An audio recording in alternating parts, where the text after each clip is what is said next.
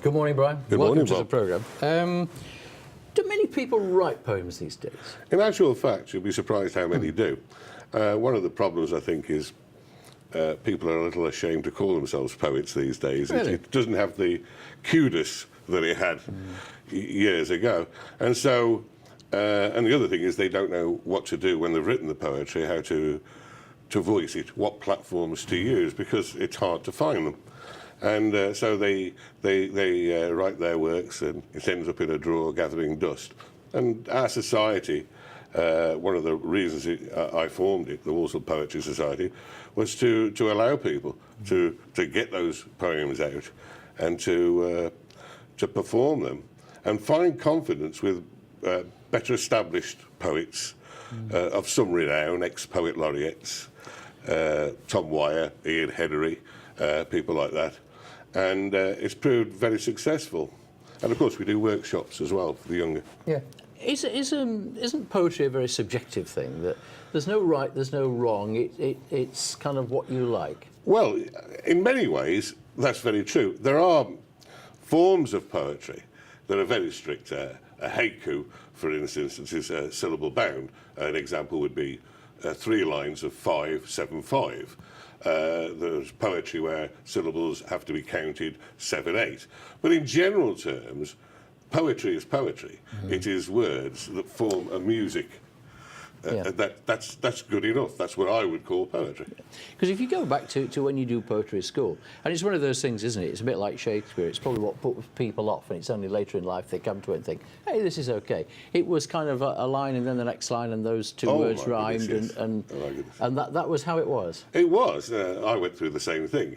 You know, I was born in the early 50s, so yes, I went through the reading, writing, and arithmetic educational system.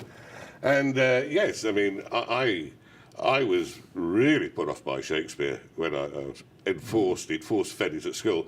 But I mean, I found a great love for it afterwards. And the same's true of anything really, is with creativity, it's naturally within us, it's in our DNA.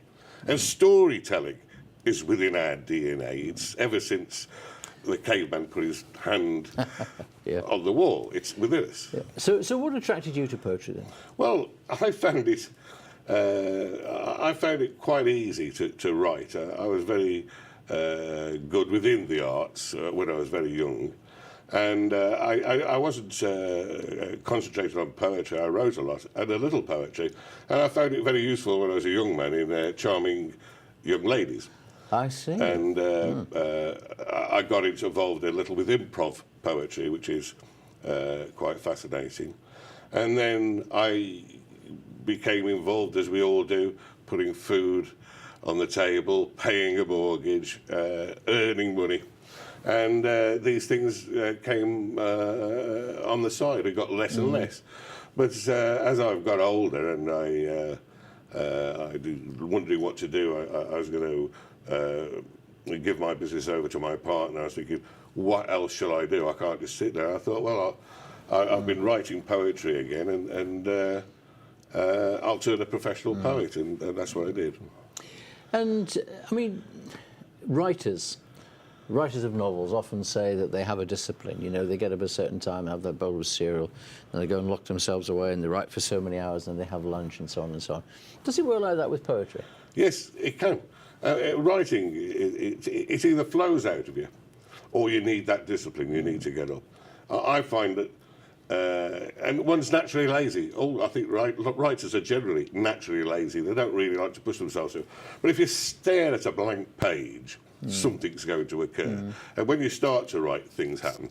With me, I'll think of a phrase, or I'll have seen something, an image, and I'll think, I'll write a theme, I'll do something, but it'll turn out entirely different when I've written it. You know, it's just something that sets you putting a few words on a piece of paper. I mean, years ago in films, when people were writing, they used to pull it out the typewriter, screw it up, throw it on the floor. Now, presumably, you write on a computer like everybody else, do you? And absolutely. And then you can just go back. Absolutely. Thank goodness for Word. Is the danger, though, that you can write something and feel fairly pleased with it, and then you think, well, I'll go back and look at it, and then you will just end up tinkering with it. You have to. You do have to tinker it. And the strange thing is, I mean, there's poems that I wrote 3 or 4 years ago that I still edit. It's surprising. It's surprising because one of the things you get when you are writing is something called tunnel vision. You don't see necessarily your own errors, which is always why it's always good to get somebody, whether you're writing or it's poetry or whatever it is, to read it back to you, because your ear will pick up a lot of the faults. People, friends of yours, when they knew you were a poet, what was their reaction? Askance, a few wry smiles. I mean, daft, because I have been writing for a number of years. But when I finally said that I was going to turn professional, that I was going to make it a career, yeah. That's when the eyebrows were raised, was it? Now, the whole purpose of what you're about to do is to produce an anthology of verse from Walsall. Is that a fair summary? That's it. I mean, not necessarily Walsall. I mean, anybody in the West Midlands can send in. But yes, Walsall. We are the Walsall Poetry Society. That's where we are. That's where we're here. So that's what we call ourselves. But what I'm trying to do, because we've had such a great success in what we've been doing, to celebrate it is to have an anthology of as many poets as will be willing to submit a poem to us, and we'll have it published in a proper paperback edition. And the whole idea is non-profit making, so that they'll be able to buy it themselves at a really, really good price. I mean, whatever the cost to have it done is, that's it. We're not putting anything on the top. We'll sort out the editing, the proofing, the sorting out. And so it's very good for them, because one of the problems with poets is finding an outlet. Publishing houses being what they are now, for good reason. I mean, they need to make a profit. It's very hard to be published, and vanity publishing can be a very dangerous country to walk in. You can end up losing your copyright. You can end up spending a hell of a lot of money just to have a few books to give to your family. Do we have any idea? I mean, the West Midlands population is about 2.3 million. Do we have any idea how many people actually write poetry? I think you'll probably find that about a quarter of that do, but Really? don't admit to it. I mean, people do write, you know. I said before, it's in the DNA. It's naturally within us. And I've been surprised by both young and old that I've met who have flourished, who have joined us. Because we do an open mic every first Wednesday at the Linden Hotel.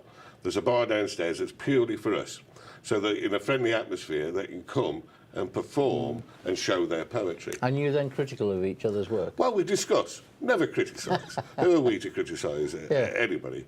But we do help if asked. We give advice, and they get an opportunity to perform.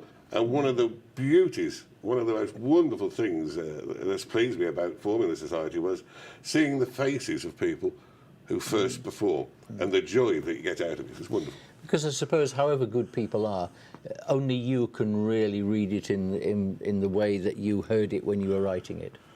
Yes, you have a vision. Art is art. When you hear or look at something, you don't necessarily interpret to be the intent of the artist. Well, that's art. But yes, with poetry, one has an idea. It could be a story, horror, love, angst, anything theological. But you're putting forth an idea, and hopefully people will grasp it and learn from it. Are you by nature, are you a traditional writer and a lover of what you would call more traditional poetry? Well, I was brought up to read. I read a lot when I was younger. A voracious reader, you'd class me as. So, I mean, I read everything from Huxley to Wheatley. So, you know, Plato's Symposium, Socrates. But I mean, people read what they like, and I embrace that. You should find what you like. A lot of people have problems starting to read because they can't find the thing that attracts them. But I'd encourage everybody to read and follow through. Traditional poetry, well, yes, it has its place. Everything has its place. Rudyard Kipling was a Nobel Prize winner for something, wasn't he? I mean, if still has something to say. But, you know, I like modern poetry. I like all forms of poetry. It's expression, it's creativity, and it flourishes and grows because it comes from the imagination. And presumably when you get your anthology together, there's going to be poetry across the board, isn't there? There's going to be every style you can think of. This is what I'm hoping. This is what I'm truly hoping. And we seem to be getting that. I mean, we've had a very, very good response. And we did always intend to do others.